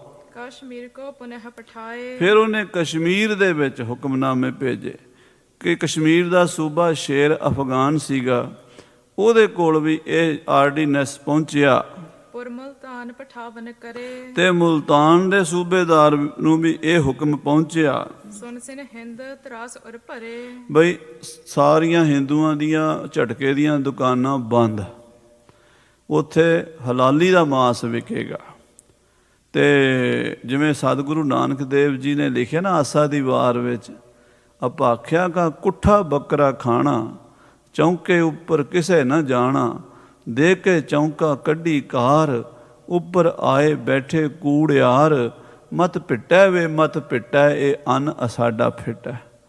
ਹਿੰਦੂ ਕਹਿੰਦੇ ਅਸੀਂ ਹਿੰਦੂ ਹਾਂ, ਉਹ ਕਹਿੰਦੇ ਗੁਰੂ ਨਾਨਕ ਸਾਹਿਬ ਕਹਿੰਦੇ ਹਿੰਦੂ ਕਿੱਧਰੋਂ ਰਹਿ ਗਏ, ਹਲਾਲ ਦਾ ਤਾਂ ਤੁਸੀਂ ਮਾਸ ਖਾਂਦੇ ਹੋ। ਮੁਸਲਮਾਨਾਂ ਦਾ ਅਪਾਖਿਆ, ਮੈਨੇ ਉਹਨਾਂ ਦੀ ਕਲਮਾ ਪੜ੍ਹ ਕੇ, ਉਹਨਾਂ ਦੀ ਬੋਲੀ, ਉਹਨਾਂ ਦੇ ਬਾਣੀ ਪੜ੍ਹ ਕੇ, ਜਿਹੜਾ ਬੱਕਰਾ ਕੁੱਠਿਆ ਗਿਆ, ਕੋਇਆ ਗਿਆ ਛੁਰੀ ਦੇ ਨਾਲ, ਉਹ ਤੁਸੀਂ ਖਾ ਲੈਂਦੇ ਹੋ, ਸ਼ਰਮ ਨਹੀਂ ਕਰਦੇ, ਕਹਿੰਦੇ ਅਸੀਂ ਹਿੰਦੂ ਹਾਂ। ਤੋ ਇਸ ਤਰ੍ਹਾਂ ਦੇ ਹੁਕਮ ਜਾਰੀ ਕੀਤੇ। ਪਹਿਰਾਵਾ ਵੀ ਹਿੰਦੂ ਮੁਸਲਮਾਨਾਂ ਦਾ, ਖਾਣਾ ਵੀ ਮੁਸਲਮਾਨਾਂ ਦਾ, ਪੜ੍ਹਾਈ ਲਿਖਾਈ ਵੀ ਮੁਸਲਮਾਨਾਂ ਦੀ ਜਾਰੀ ਕਰ ਦਿਓ। लिख पूरब को पुनः पठाए। ਫਿਰ ਉਹਨੇ ਪੂਰਬ ਦੇ ਬੰਗਾਲ ਦੇ ਵਿੱਚ, ਬਿਹਾਰ ਦੇ ਵਿੱਚ, ਯੂਪੀ ਦੇ ਵਿੱਚ ਹਿੰਦੂਆਂ ਦੇ ਉੱਤੇ ਆਰਡੀਨੈਂਸ ਜਾਰੀ ਕੀਤਾ। केतक गिनियह पुर समुदाय। ਹਿੰਦੁਸਤਾਨ ਦੇ 22 ਸੂਬਿਆਂ ਵਿੱਚ, ਸਾਰੇ ਜ਼ਿਲ੍ਹਿਆਂ ਵਿੱਚ ਇਹੀ ਹੁਕਮ ਪਹੁੰਚ ਗਿਆ ਵੀ ਕੋਈ ਵੀ ਹਿੰਦੂਆਂ ਦਾ ਸਕੂਲ ਨਹੀਂ ਰਹਿਣ ਦੇਣਾ, ਹਿੰਦੂਆਂ ਦੀ ਕੋਈ ਪੜ੍ਹਾਈ ਨਹੀਂ ਰਹਿਣ ਦੇਣੀ, ਉਹਨਾਂ ਦੀ ਬੋਲੀ ਨਹੀਂ ਰਹਿਣ ਦੇਣੀ, ਉਹਨਾਂ ਦਾ ਪਹਿਨਣਾ ਪਹਿਰਾਵਾ ਨਹੀਂ ਰਹਿਣ ਦੇਣਾ, ਉਹਨਾਂ ਦਾ ਖਾਣਾ ਵੀ ਨਹੀਂ ਰਹਿਣ ਦੇਣਾ। ਸਾਧ ਸੰਗਤ ਜੀ, ਆਪਾਂ ਅੱਜ ਦੇਖੀਏ ਸਾਡੇ ਨਾਲ ਵੀ ਇਹੀ ਕੁਝ ਹੋ ਰਿਹਾ। ਸਾਡੀ ਬੋਲੀ ਵੀ ਖੋਹ ਲਈ ਸਾਥੋਂ, ਸਾਡਾ ਪਹਿਰਾਵਾ ਵੀ ਖੋਇਆ ਜਾ ਰਿਹਾ। ਸਾਡੇ ਗੁਰੂ ਦੀ ਬਾਣੀ ਪੜ੍ਹਨ ਜੋਗੇ ਸਾਡੇ ਬੱਚੇ ਨਹੀਂ ਰਹੇ। ਉਹਨਾਂ ਬੱਚਿਆਂ ਨੂੰ ਜਦੋਂ ਗੁਰਬਾਣੀ ਪੜ੍ਹਾਉਂਦੇ ਹਾਂ ਸਮਝ ਹੀ ਨਹੀਂ ਆਉਂਦੀ ਉਹਨਾਂ ਨੂੰ। ਕਿਉਂ? ਉਹਨਾਂ ਨੂੰ ਸਕੂਲ ਦੇ ਵਿੱਚ ਪਹਿਲਾਂ ਹੀ ABC ਪੜ੍ਹਾਈ ਹੁੰਦੀ ਹੈ, ਊੜੇ ਦੀ ਕੀ ਸਮਝ ਆਉਣੀ ਹੈ। ਸਾਰਾ ਕੁਝ ਬਦਲ ਜਾਂਦਾ। ਇਹ ਔਰੰਗਜ਼ੇਬ ਦੀ ਨੀਤੀ ਸੀਗੀ, ਸਾਰੇ ਹਿੰਦੂਆਂ ਨੂੰ ਖਤਮ ਕਰਨ ਲਈ, ਹਿੰਦੂਆਂ ਨੂੰ ਮੁਸਲਮਾਨ ਬਣਾਉਣ ਲਈ ਮਜਬੂਰ ਕਰ ਦਿੱਤਾ ਗਿਆ। ਹਾਂਜੀ, ਜਿਸ ਜਿਸ ਥਲ ਤੁਰਕਨ ਕਹ ਰਾਜ। ਜਿੱਥੇ ਜਿੱਥੇ ਤੁਰਕਾਂ ਦਾ ਰਾਜ ਹੈ, ਜਿੱਥੇ ਜਿੱਥੇ ਤੁਰਕਾਂ ਦਾ ਹੁਕਮ ਚੱਲਦਾ ਹੈ, ਤਹ ਤਹ ਕਰਿਓ ਤਸੀ ਬਿਦ ਕਾਜ। ਉਥੇ ਉਥੇ ਖਾਲਸਾ ਜੀ ਇਹਨਾਂ ਨੇ ਆਪਣਾ ਕਾਨੂੰਨ ਲਾਗੂ ਕਰਤਾ। ਮੁਸਲਮਾਨਾਂ ਨੇ ਆਪਣੀ ਪਬਲਿਕ ਜਿਹੜੀ ਹਿੰਦੂ ਸੀਗੀ ਉਹਨਾਂ ਨੂੰ ਸੁਣਾਤਾ ਵੀ ਦੇਖੋ ਵੀ ਅੱਜ ਤੋਂ ਬਾਅਦ ਤੁਸੀਂ ਇੱਦਾਂ ਦਾ ਪਹਿਰਾਵਾ, ਇੱਦਾਂ ਦਾ ਖਾਣਾ, ਇੱਦਾਂ ਦਾ ਡਿਸਿਪਲਿਨ ਰੱਖਣਾ। ਜਿਹੜਾ ਕੋਈ ਮੁਸਲਮਾਨ ਬਣੇ ਉਹਨੂੰ ਬੜੀਆਂ ਸਹੂਲਤਾਂ ਮਿਲਣਗੀਆਂ। ਲਾਲਚ ਵੀ ਦਿੱਤੇ ਹਨ, ਡਰਾਵੇ ਵੀ ਦਿੱਤੇ ਹਨ। ਹਿੰਦੂਨੀ ਬਾਰ ਬਧੂ ਸਭ ਬਰਜੀ। ਜਿੰਨੀਆਂ ਵੇਸ਼ਵਾਵਾਂ ਸਨ ਕੋਠਿਆਂ ਤੇ ਨਾਚ ਗਾਣਾ ਕਰਨ ਵਾਲੀਆਂ, ਹਿੰਦੂ ਸਭ ਬੰਦ ਕਰਤੀਆਂ, ਰੋਕ ਦਿੱਤੀਆਂ ਵੀ ਤੁਸੀਂ ਨਹੀਂ ਗਾਣਾ, ਤੁਸੀਂ ਨਹੀਂ ਕਿਸੇ ਗਾਹਕ ਨੂੰ ਮਿਲਣਾ। ਤੇ ਹਿੰਦੂਆਣੀਆਂ ਦੀ ਥਾਂ ਤੇ ਮੁਸਲਮਾਨੀਆਂ ਵੇਸ਼ਵਾਵਾਂ ਲਾ ਦਿੱਤੀਆਂ। ਤੁਰਕਨ ਕਰੀ ਸ਼ਾਹ ਲਖ ਮਰਜੀ। ਤੇ ਉਹਨਾਂ ਨੂੰ ਬਾਦਸ਼ਾਹ ਦੇ ਹੁਕਮ ਅਨੁਸਾਰ ਸਾਰੇ ਕੋਠਿਆਂ ਦੇ ਵਿੱਚ, ਜਿੱਥੇ ਵੇਸ਼ਵਾਵਾਂ ਦੀਆਂ ਮੰਡੀਆਂ ਹਨ, ਬਾਜ਼ਾਰ ਹਨ, ਨਾਚ ਗਾਣਾ ਕਰਦੀਆਂ, ਵਿਸ਼ੇ ਵਿਕਾਰਾਂ ਪੁਰਸ਼ਾਂ ਨੂੰ ਮਿਲਦੀਆਂ, ਉਹ ਸਭ ਮੁਸਲਮਾਨੀਆਂ ਲਾ ਦਿੱਤੀਆਂ। ਅਪਰ ਕਾਰਖਾਨੇ ਸਭ ਜਈ। ਹੋਰ ਜਿਹੜੇ ਕਾਰਖਾਨੇ ਨੇ, ਕੱਪੜੇ ਦੇ ਕਾਰਖਾਨੇ ਨੇ, ਜਾਂ ਕੋਈ ਚਮੜੇ ਦੇ ਕਾਰਖਾਨੇ ਨੇ, ਜਾਂ ਕੋਈ ਲੱਕੜੀ ਦੇ ਕਾਰਖਾਨੇ ਨੇ, ਜਾਂ ਕੋਈ ਲੋਹੇ ਦੇ ਕਾਰਖਾਨੇ ਨੇ, ਜਾਂ ਹੋਰ ਕੋਈ ਚੀਜ਼ਾਂ ਬਣਨ ਦੇ ਜਿਹੜੇ ਕਾਰਖਾਨੇ ਹਨ, ਜਹ ਕਹਿ ਤੁਰਕਨ ਸਾਂਭੇ ਤੇਈ। ਉਹ ਮੁਸਲਮਾਨਾਂ ਨੇ ਸਾਂਭ ਲਏ ਹਨ। ਸਰਕਾਰ ਨੇ ਆਪਣੇ ਅਧੀਨ ਕਰ ਲਏ। ਜੇ ਕਿਸੇ ਹਿੰਦੂ ਦਾ, ਕਿਸੇ ਲਾਲੇ ਦਾ, ਕਿਸੇ ਸੇਠ ਦਾ, ਅਮੀਰ ਬੰਦੇ ਦਾ ਕਾਰਖਾਨਾ, ਉਹਦੇ 'ਤੇ ਟੈਕਸ ਹੀ ਇੰਨਾ ਲਾਤਾ ਵੀ ਉਹਦੇ ਕੋਲ ਟੈਕਸ ਹੀ ਨਾ ਦਿੱਤਾ ਜਾਵੇ, ਆਪੇ ਹੀ ਹੱਥ ਖੜੇ ਕਰ ਦੇਗਾ। ਤੋ ਇਸ ਤਰੀਕੇ ਨਾਲ ਹਿੰਦੂਆਂ ਨੂੰ ਪਰੇਸ਼ਾਨ ਕੀਤਾ ਗਿਆ। ਝਗਰਤ ਰਿਸ ਕਰ ਸੰਗ ਜੇ ਭਰਾਤ। ਕਹਿੰਦੇ ਜਿਹੜੇ ਤੁਰਕ ਸੀਗੇ ਉਹਨਾਂ ਨੇ ਹਿੰਦੂਆਂ ਨੂੰ ਆਪਸ 'ਚ ਲੜਨ ਤੇ ਮਜਬੂਰ ਕਰਤਾ। ਹਾਂਜੀ, ਜੇ ਸਭ ਤੇ ਲਗ ਪਰ ਜੋ ਜਾਤ। ਕਹਿੰਦੇ ਜਿਹੜਾ ਸਾਰਿਆਂ ਤੋਂ ਛੋਟਾ ਪੈ ਜਾਂਦਾ, ਕਮਜ਼ੋਰ ਪੈ ਜਾਂਦਾ, ਸੋ ਤਤਕਾਲ ਤੁਰਕ ਮਤ ਧਰੈ। ਉਹ ਕਹਿੰਦਾ ਆਪਾਂ ਕੀ ਲੈਣਾ ਹਿੰਦੂਆਂ ਤੋਂ, ਰੋਟੀ ਖਾਣੀ, ਭੁੱਖੇ ਮਰਦੇ, ਮੁਸਲਮਾਨ ਬਣ ਜਾਂਦੇ ਆ। ਜੇ ਮੰਨ ਲਓ ਦੋ ਭਰਾ ਲੜ ਪਏ, ਇੱਕ ਭਰਾ ਦੀ ਇੰਨੀ ਮਦਦ ਕੀਤੀ ਹਿੰਦੂ ਦੀ, ਇੱਕ ਹਿੰਦੂ ਨੂੰ ਵਿਚਾਰੇ ਨੂੰ ਇੰਨਾ ਜਲੀਲ ਕਰਤਾ ਵੀ ਉਹ ਡਰ ਗਿਆ ਵੀ ਮੇਰੇ ਤੇ ਕੋਈ ਕਿਤੇ ਕੋਰਟ ਕਚਹਿਰੀ 'ਚ ਕੋਈ ਸੁਣਦਾ ਹੀ ਕੋਈ ਨਹੀਂ। ਉਹ ਫਿਰ ਮੁਸਲਮਾਨ ਬਣ ਜਾਂਦਾ ਵੀ ਹੁਣ ਮੇਰੀ ਸੁਣੇਗੀ। ਕਈ ਲੋਕ ਨਾ ਆਪਣੇ ਭਰਾਵਾਂ ਦੀ ਜਿੱਦ ਵਿੱਚ ਦੂਜਾ ਧਰਮ ਲੈ ਲੈਂਦੇ ਆ, ਅਜੇ ਵੀ ਹੈ। ਦੋ ਸਿੱਖ ਲੜ ਪੈਂਦੇ ਨਾ, ਤੇ ਉਹ ਇੱਕ ਕਹਿੰਦਾ ਵੀ ਇਹ ਸਿੱਖ ਤੇ ਮੈਂ ਮੁਸਲਮਾਨ ਬਣ ਜਾਂਦਾ, ਮੈਂ ਹਿੰਦੂ ਬਣ ਜਾਂਦਾ, ਮੈਂ ਕੋਈ ਹੋਰ ਈਸਾਈ ਬਣ ਜਾਂਦਾ, ਮੈਂ ਇਹਨੂੰ ਢਾਣਾ। ਉਹ ਇਸ ਤਰੀਕੇ ਦੇ ਨਾਲ ਵੀ ਦੋ ਹਿੰਦੂਆਂ ਦੇ ਵਿੱਚ ਲੜਾਈ ਕਰਾ ਦੇਣੀ ਭਰਾਵਾਂ ਦੇ, ਤੇ ਇੱਕ ਦੀ ਮਦਦ ਕਰਨੀ ਹਿੰਦੂ ਦੀ, ਤੇ ਜਿਹਦੀ ਮਦਦ ਨਹੀਂ ਕਰਨੀ ਉਹਨੇ ਪੈ ਜਾਣਾ ਕਮਜ਼ੋਰ। ਉਹਨੇ ਦੇਖਣਾ ਵੀ ਮੇਰੀ ਹੁਣ ਕੋਈ ਹੈਲਪ ਨਹੀਂ ਕਰਦਾ, ਮੇਰੇ ਨਾਲ ਕੋਈ ਖੜਦਾ ਨਹੀਂ, ਮੈਂ ਇਹਨਾਂ ਹਿੰਦੂਆਂ ਤੋਂ ਕੀ ਲੈਣਾ, ਮੈਂ ਮੁਸਲਮਾਨ ਬਣ। ਉਹਨੇ ਜਾ ਕੇ ਕਾਜੀ ਕੋਲੋਂ ਕਲਮਾ ਪੜ੍ਹਦਾ ਨਹੀਂ, ਫਿਰ ਉਹਦਾ ਪੈਰ ਉੱਤੇ ਹੋ ਜਾਣਾ, ਉਹਦਾ ਹੱਥ ਉੱਤੇ ਹੋ ਜਾਣਾ। ਇਸ ਤਰ੍ਹਾਂ ਦੀ ਇਹ ਨੀਤੀ ਔਰੰਗਜ਼ੇਬ ਨੇ ਕੋਰਟਾਂ ਕਚਹਿਰੀਆਂ ਵਿੱਚ ਵੀ, ਥਾਣਿਆਂ ਵਿੱਚ ਵੀ ਇਹੀ ਸਿਸਟਮ ਸ਼ੁਰੂ ਕਰ ਦਿੱਤਾ। ਕਲਮਾ ਪਠਹਿ ਸ਼ਰ੍ਹਾ ਮਹਿ ਪਰੈ। ਜੇ ਉਹ ਕਲਮਾ ਪੜ੍ਹ ਲਵੇ, ਸ਼ਰ੍ਹਾ 'ਚ ਆ ਜਾਵੇ, ਮੁਸਲਮਾਨ ਬਣ ਜਾਵੇ, ਤੇ ਫਿਰ ਉਹਦੀ ਜੈ ਜੈਕਾਰ ਹੈ। ਉਹ ਤਗੜਾ ਹੋ ਜਾਂਦਾ। ਜਿਹੜਾ ਮਾੜਾ ਹੁੰਦਾ ਸੀ ਪਹਿਲਾਂ, ਬਾਅਦ 'ਚ ਉਹ ਮੁਸਲਮਾਨ ਬਣ ਕੇ ਤਕੜਾ ਹੋ ਜਾਂਦਾ ਸੀ। ਸਭ ਤੇ ਜੀਤਹਿ ਝਗੜਾ ਸੋਏ। ਕਹਿੰਦੇ ਸਾਰਿਆਂ ਤੋਂ ਝਗੜਾ ਜਿੱਤ ਜਾਂਦਾ ਸੀ। ਹਾਰਹਿ ਹਿੰਦੂ ਰਹਿ ਜੇ ਕੋਏ। ਕਹਿੰਦੇ ਹਿੰਦੂ ਜਿਹੜੇ ਸੀਗੇ ਉਹ ਹਾਰ ਜਾਂਦੇ ਸੀ, ਤੇ ਜਿਹੜੇ ਮੁਸਲਮਾਨ ਬਣਦੇ ਸੀ ਉਹ ਮੁਕੱਦਮਾ ਜਿੱਤ ਜਾਂਦੇ ਸੀ। ਦਰਬ ਲੋਭ ਤੇ ਕੇਤਕ ਬਨ ਹੈ। ਕਹਿੰਦੇ ਪੈਸੇ ਦੇ ਲਾਲਚ ਵਿੱਚ ਕਈ ਮੁਸਲਮਾਨ ਬਣ ਜਾਂਦੇ ਸੀ। ਹਿੰਦੂਆਂ 'ਚ ਗਿਰਾਵਟ ਵੀ ਬੜੀ ਆਈ। ਉਹ ਗਿਰਾਵਟ ਕਈ ਕਿਸਮ ਦੀ ਸੀ। ਇੱਕ ਤਾਂ ਮੁਕੱਦਮਾ ਜਿੱਤਣ ਲਈ ਮੁਸਲਮਾਨ ਬਣਦਾ, ਵੀ ਸ਼ਰੀਕ ਮੈਨੂੰ ਹਰਾ ਦੇਗਾ, ਜੇ ਮੈਂ ਮੁਸਲਮਾਨ ਬਣ ਗਿਆ ਮੈਂ ਜਿੱਤ ਜਾਂਗਾ, ਮੈਂ ਆਪਣੇ ਸ਼ਰੀਕ ਨੂੰ ਹਰਾ ਦਿਆਂਗਾ। ਇੱਕ ਕਹਿੰਦਾ ਵੀ ਪੈਸਾ ਮਿਲਦਾ, ਨੌਕਰੀ ਮਿਲਦੀ ਹੈ, ਬੱਚਿਆਂ ਦੀ ਪੜ੍ਹਾਈ ਲਿਖਾਈ ਹੈ, ਉਹ ਮੁਸਲਮਾਨ ਬਣ ਜਾਂਦੇ ਸਨ। ਕੋ ਵਿਆਹਨ ਕੇ ਚਗਰੇ ਮਨ ਹੈ। ਤੇ ਕਈ ਵਿਆਹ ਕਰਾਉਣ ਵਾਸਤੇ ਮੁਸਲਮਾਨ ਬਣ ਜਾਂਦੇ। ਉਹ ਕਹਿੰਦੇ ਵੀ ਮੁਸਲਮਾਨ ਦੀ ਕੁੜੀ ਨਾਲ ਵਿਆਹ ਕਰਾਉਣਾ, ਉਹ ਕਹਿੰਦਾ ਮੈਂ ਕਰ ਤੇ ਦਿਆਂਗਾ ਤੇਰੇ ਨਾਲ, ਪਰ ਤੈਨੂੰ ਮੁਸਲਮਾਨ ਬਣਨਾ ਪਏਗਾ। ਉਹ ਕਹਿੰਦਾ ਚੱਲ ਆਪਾਂ ਕੀ ਲੈਣਾ ਹਿੰਦੂ ਧਰਮ ਤੋਂ, ਆਪਾਂ ਮੁਸਲਮਾਨ ਬਣ ਜਾਂਦੇ ਹਾਂ। ਕਈ ਵਿਆਹਾਂ ਦੇ ਵਿੱਚ ਮੁਸਲਮਾਨ ਬਣ ਜਾਂਦੇ ਸੀ। ਇਸੀ ਰੀਤ ਬਹੁ ਦੇਸ਼ਨ ਵਿੱਚ। ਇਸ ਤਰ੍ਹਾਂ ਹਿੰਦੁਸਤਾਨ ਦੇ 22 ਸੂਬਿਆਂ ਵਿੱਚ ਔਰੰਗਜ਼ੇਬ ਦੀ ਨੀਤੀ ਨੇ ਕੰਮ ਕੀਤਾ। ਆ ਜਿੰਨੇ ਪਾਕਿਸਤਾਨ 'ਚ ਮੁਸਲਮਾਨ ਬੈਠੇ ਆ, ਪਾਕਿਸਤਾਨ 'ਚ ਅੱਜ ਕੱਲ੍ਹ 17-18 ਕਰੋੜ ਜਾਂ ਇਸ ਥੋੜ੍ਹਾ ਜਿਹਾ ਵੱਧ ਘੱਟ ਮੁਸਲਮਾਨ ਹੈ। ਜੰਮੂ ਕਸ਼ਮੀਰ ਮੁਸਲਮਾਨਾਂ ਨਾਲ ਭਰਿਆ ਪਿਆ।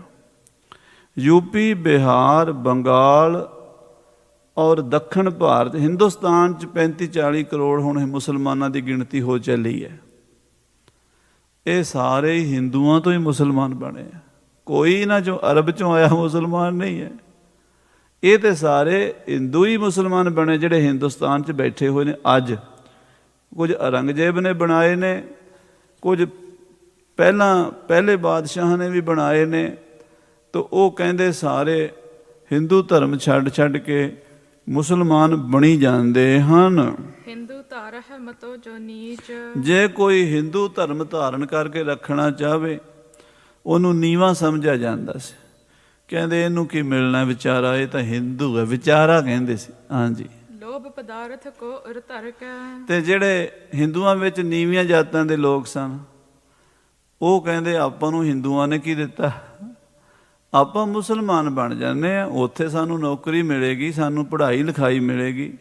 ਜਿਹੜਾ ਨੂੰ ਹਿੰਦੂ ਬਾਹਮਣ ਛੋਟਾ ਸਮਝਦੇ ਸੀ, ਸ਼ੂਦਰ ਸਮਝਦੇ ਸੀ, ਤਿਰਸਕਾਰ ਕਰਦੇ ਸੀ, ਉਹ ਵੀ ਆਪਣੀ ਬਰਾਦਰੀ ਦੀ, ਜਾਤ ਪਾਤ ਦੀ ਨਫ਼ਰਤ ਤੋਂ ਤੰਗ ਆ ਕੇ ਮੁਸਲਮਾਨ ਬਣ ਜਾਂਦੇ ਸੀ। ਮੁਸਲਮਾਨ ਹੈ ਕਲਮਾ ਪੜ੍ਹ ਕੇ। ਉਹ ਮੁਸਲਮਾਨ ਬਣ ਜਾਂਦੇ ਕਲਮਾ ਪੜ੍ਹ ਕੇ। ਸ਼ਾਸਤਰਨ ਤੇ ਸੋ ਜੀਵ ਕਾ ਹਟੀ। ਕਹਿੰਦੇ ਹੁਣ ਜਿਨ੍ਹਾਂ ਦੀ ਸ਼ਾਸਤਰਾਂ ਤੋਂ ਭਾਵ ਵੇਦ ਸ਼ਾਸਤਰ ਪੜ੍ਹ ਕੇ ਰੋਟੀ ਚੱਲਦੀ ਸੀ, ਉਹਨਾਂ ਦੀ ਬੰਦ ਹੋ ਗਈ। ਆ ਸਾਧ ਸੰਗਤ ਜੀ, ਪਿੱਛੇ ਜੀ ਸਾਡੇ 'ਚ ਕਈ ਪ੍ਰਚਾਰਕ ਕਹਿੰਦੇ ਆ ਜਿਹੜੇ ਅਖੰਡ ਪਾਠ ਹੁੰਦੇ ਨੇ ਬੰਦ ਕਰਾਉਣੇ ਚਾਹੀਦੇ ਗੁਰਦੁਆਰਿਆਂ 'ਚ। ਲੜੀਆਂ ਗੁਰਦੁਆਰਿਆਂ ਵਿੱਚ ਜਿਹੜੀ ਆ ਮਾਇਆ ਦਿੰਦੇ ਹੋ, ਲੰਗਰਾਂ ਦੀ ਬੰਦ ਕਰ ਦਿਓ। ਕਿਉਂ ਕਹਿੰਦੇ ਆ ਭਲਾ? ਉਹ ਕਹਿੰਦੇ ਆ ਵੀ ਗੁਰਦੁਆਰਿਆਂ ਵਿੱਚ ਜਿਹੜੀ ਆਮਦਨ ਹੋਵੇਗੀ ਬੰਦ ਹੋ ਜਾਏਗੀ, ਆਪੇ ਹੀ ਗੁਰਦੁਆਰੇ ਬੰਦ ਹੋ ਜਾਣਗੇ। ਕਿਉਂਕਿ ਗੁਰੂ ਘਰ ਦੇ ਜਿਹੜੇ ਬਿਜਲੀਆਂ ਦੇ ਬਿੱਲ ਨੇ, ਲੰਗਰਾਂ ਦੇ ਖਰਚੇ ਨੇ, ਸੰਗਤ ਹੀ ਦਿੰਦੀ ਹੈ ਨਾ। ਜੇ ਅਖੰਡ ਪਾਠ ਸਾਹਿਬ ਕੋਈ ਕਰਾਉਂਦਾ, ਉੱਥੇ ਜਿਹੜੇ ਗ੍ਰੰਥੀ ਭਾਈ ਜੀ, ਰਾਗੀ ਢਾਡੀ ਰਹਿੰਦੇ, ਉਹਨਾਂ ਦਾ ਵੀ ਪ੍ਰਸ਼ਾਦਾ ਪਾਣੀ ਚੱਲਦਾ। ਜਦੋਂ ਉਹਨਾਂ ਗ੍ਰੰਥੀਆਂ, ਰਾਗੀਆਂ, ਪਾਠੀਆਂ ਦਾ ਕੰਮ ਬੰਦ ਹੋ ਗਿਆ, ਰੋਟੀ ਪਾਣੀ ਬੰਦ ਹੋ ਗਈ, ਉਹ ਜਾ ਕੇ ਕਿਤੇ ਹੋਰ ਕੰਮ ਕਰਨਗੇ, ਗੁਰਦੁਆਰਿਆਂ ਵਿੱਚ ਨਹੀਂ ਕਰਨਗੇ। ਜਦੋਂ ਗੁਰਦੁਆਰਿਆਂ 'ਚ ਸੇਵਾ, ਪੂਜਾ ਪਾਠ, ਕੀਰਤਨ ਬੰਦ ਹੋ ਜਾਏਗਾ, ਪ੍ਰਚਾਰ ਬੰਦ ਹੋ ਜਾਏਗਾ। ਦੇਖੋ ਨਾ ਕਿੰਨੀ ਡੂੰਘੀ। ਉਹਨਾਂ ਨੇ ਕੀ ਕੀਤਾ, ਮੁਸਲਮਾਨਾਂ ਨੇ ਹਿੰਦੂਆਂ ਦੇ ਮੰਦਿਰਾਂ ਵਿੱਚ ਪੂਜਾ ਪਾਠ ਕਰਨ ਵਾਲਿਆਂ ਦੀ ਰੋਟੀ ਤੱਕ ਬੰਦ ਕਰਾ ਦਿੱਤੀ। ਪਠਨ ਸੁਨਨ ਤੇ ਸਭ ਮਤ ਨਟੀ। ਹੁਣ ਕੋਈ ਵੇਦ ਪੜ੍ਹਦਾ ਹੀ ਨਹੀਂ, ਕੋਈ ਸ਼ਾਸਤਰ ਪੜ੍ਹਦਾ ਹੀ ਨਹੀਂ। ਕਹਿੰਦੇ ਸ਼ਾਸਤਰ ਪੜ੍ਹ ਕੇ ਕੀ ਮਿਲਣਾ, ਵੇਦ ਪੜ੍ਹ ਕੇ ਕੀ ਮਿਲਣਾ। ਅੱਜ ਸਾਡੀ ਵੀ ਇਹੀ ਹਾਲਤ ਹੈ। ਕਿਸੇ ਸਿੱਖ ਬੱਚੇ ਨੂੰ ਕਹੀਏ ਆ ਜਾ ਗੁਰਬਾਣੀ ਦੀ ਸੰਥਿਆ ਕਰ ਲੈ, ਨਹੀਂ ਕਰਦਾ। ਤੇ ਦੂਜੇ ਪਾਸੇ ਭੱਜ ਕੇ ਜਦੋਂ ਨੌਕਰੀ ਮਿਲਣੀ ਦੂਜੀ ਪੜ੍ਹਾਈ ਕਰਕੇ ਤਾਂ ਉੱਥੇ ਤਾਂ $1.5 ਲੱਖ ਸਾਲ ਦਾ ਮਿਲਣਾ, ਤੇ ਗੁਰਦੁਆਰੇ ਦਾ ਪਾਠ ਕਰਕੇ ਕੀ ਮਿਲਣਾ। ਕੌਣ ਆਉਂਦਾ ਇੱਧਰ? ਗੱਲਾਂ ਅਸੀਂ ਕਰਦੇ ਹਾਂ ਖਾਲਿਸਤਾਨ ਦੀਆਂ, ਵੀ ਖਾਲਿਸਤਾਨ ਬਣਾਉਣਾ।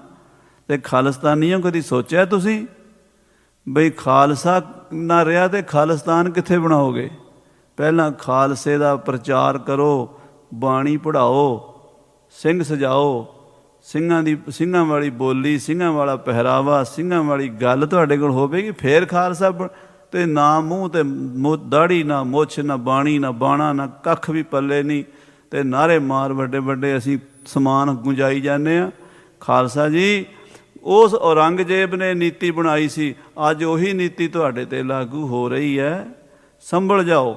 ਗੁਰੂ ਕੀ ਬਾਣੀ, ਗੁਰੂ ਕਾ ਇਤਿਹਾਸ, ਗੁਰੂ ਕੇ ਬਚਨ, ਉਹ ਪੜ੍ਹਨ ਪੜ੍ਹਾਉਣ ਦਾ ਕੰਮ ਬੰਦ ਹੋ ਗਿਆ, ਬਿਲਕੁਲ ਹੀ ਖਤਮ ਹੋ ਗਿਆ।